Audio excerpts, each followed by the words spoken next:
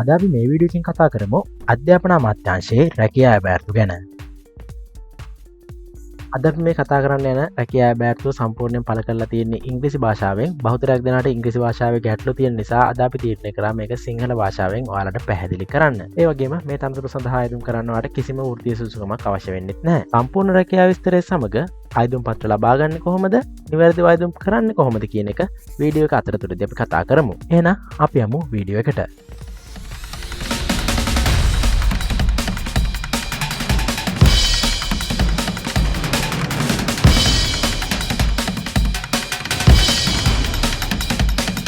සීනයක් රැකියා අවස්ථාව තවදුරටත් සීනයක් නොවන්නට දිනපතා අලුත් වන රැකියාව වේගවත් සහ නිවැරදිව අයදුම් පත්‍රය සමග නොමිලේම වූ එකට.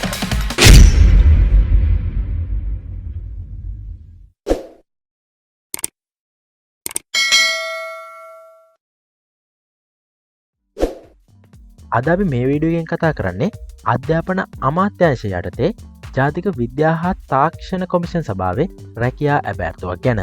හරි, එතකොට මේ කොටසෙන් දක්වලා තියෙන්නේ 1994 අංක 11 දරන විද්‍යා හා තාක්ෂණ සංවර්ධන පනත මගින් පිහිටවන ලද ජාතික විද්‍යා හා තාක්ෂණ කොමිෂන් සභාව එහෙම නැත්නම් NASTEC ආයතනය අධ්‍යාපන අමාත්‍යාංශයේ විෂය පතය යටතේ ක්‍රියාත්මක වෙනවා කියලා. මේ තනතුර තමයි තුන්වෙනි ශ්‍රේණියේ කළමනාකාර සහකාර තාක්ෂණික නොවන කියන තනතුර.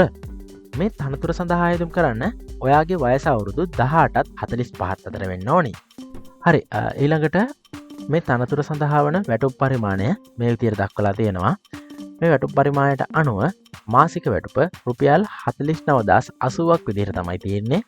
මේ තනතුරේ මූලික වැටුප එහෙමත් නැත්නම් බේසික් එක රුපියල් 27910යි.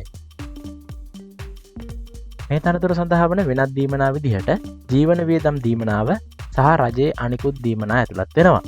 ඒ වගේම සේවක අර්ථසාධක අරමුදල සඳහා ආයතනික දායකත්වය 12%ක් සහ සේවක දායකත්වය 8%ක් වශයෙන් තියෙනවා. ඒ වගේම සේවක භාරකාර අරමුදල සඳහා ආයතනික දායකත්වය 3%ක් වශයෙන් පවතිනවා. හරි, ඊළඟට රැකියා විස්තරය. රැකියා විස්තරය වෙබ්සයිට් එකේ දාලා තියෙනවා කියනවා. අපි ඒකත් බලමු. ඊළඟට බඳවා ගැනීමේ ක්‍රමවේදය. බඳවා ගැනීමේ ක්‍රමවේදය විදිහට තියෙන්නේ ලිඛිත පරීක්ෂණයක ප්‍රතිඵල මත සහ සම්මුඛ පරීක්ෂණයක් මගින් තමයි බඳවා ගැනීම සිදු කරන්නේ. හරි, ඊළඟට මේ තනතුර සඳහා අවශ්‍ය අධ්‍යාපන සුදුසුකම් මොනවද කියලා බලමු.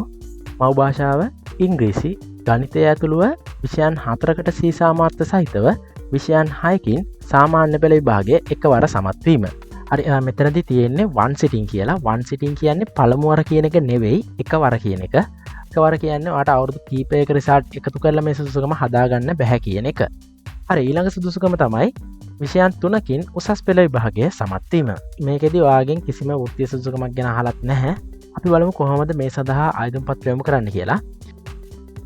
Rajayejobs.com එකේ දාලා තියෙන අයදුම් පත්‍රය ඩවුන්ලෝඩ් කරලා නිවැරදිවම පුරවගෙන ඔයාගේ සහතිකවල පිටපත් එක්ක 2024 පෙබරවාරි 15 වෙනිදාට කලින් Director National Science and Technology Commission 6th floor සෙත්සිරිපාය stage 2 පත්‍ර මුල්ලකින් ලිපිනයට ලියාපදිංචි තැපෑල මගින් යොමු කරන්න අවශ්‍ය වෙනවා. ඒ වගේම අනිවාර්යෙන් අයදුම් පත්‍රය වන ලියුම් කවරේ වම් පස ඉහළ කෙළවරේ ඔයා අයදුම් කරන තනතුර සඳහන් කරන්න. ඔයා දැනටමත් ව්‍යවස්ථාපිත ආයතනයක සේවය කරනවා නම් ආයතන ප්‍රධානියා හරහා මේ අයදුම් පත්‍රය යොමු කරන්න. අයදුම් පත්‍ර ලබා ගන්න www.rajayejobs.com එකට එන්න. ඔයාලා Google එකේ Rajayejobs කියලා සර්ච් කරගන්නත් පුළුවන්. ඒ වගේම මම මේ link description එකේ දාලා තියන්නම්. හරි, ඔයා මේ page එකට ආවට පස්සේ අධ්‍යාපන අමාත්‍යාංශය කියලා මේ විදිහට post එකක් ඇති. අන්නේ click කරගන්න.